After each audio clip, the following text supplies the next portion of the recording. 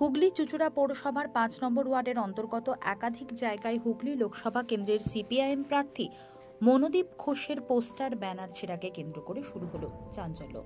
তাদের অভিযোগ তৃণমূল ও বিজেপি উভয় দলের ওপর। তারা বলেন, যেভাবে মানুষের আস্থা ফিরছে আমাদের সিপিআইএম দলের ওপর, তার জন্যই প্রতিহিংসামূলক রাজনীতিতে নেমেছে দুই দল। বিষয়টি নিয়ে আমরা নির্বাচন কমিশন সহ পুলিশ প্রশাসনকে জানাবো। এভাবে পোস্টার ব্যানার ছিঁড়ে সিপিআইএমকে দমানো যাবে না। আমাদের দলের প্রতি মানুষের আস্থা যে ফিরছে আর তার থেকে জয় যে নিশ্চিত, সে জেনেই দুই দলই আশঙ্কা প্রকাশ করছে। এই জানলা দিয়ে দেখলাম কেউ নেই, ওই জানলাটাতে গিয়ে যখন দেখছি প্লেটগুলো সব পড়ে আছে, আর ছেলেগুলো ৩-৪টে ছেলে কি রাত্রিবেলা উঠেছি এই জানলা দিয়ে পাইনি।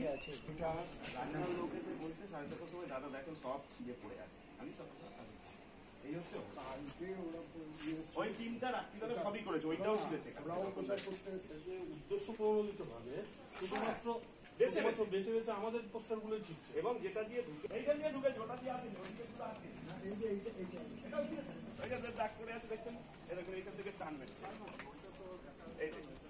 এটাকেও ছিঁড়েছে, এদিক দিয়ে ঢুকেছে, ওই সায়ন্তনের মুখে ওইটা সবটা আছে, কিন্তু এইগুলোকে এখান দিয়ে ঢুকে এদিকে গিয়ে ওদিকগুলো ওরা চণ্ডীতলার দিকে ছিঁড়েছে।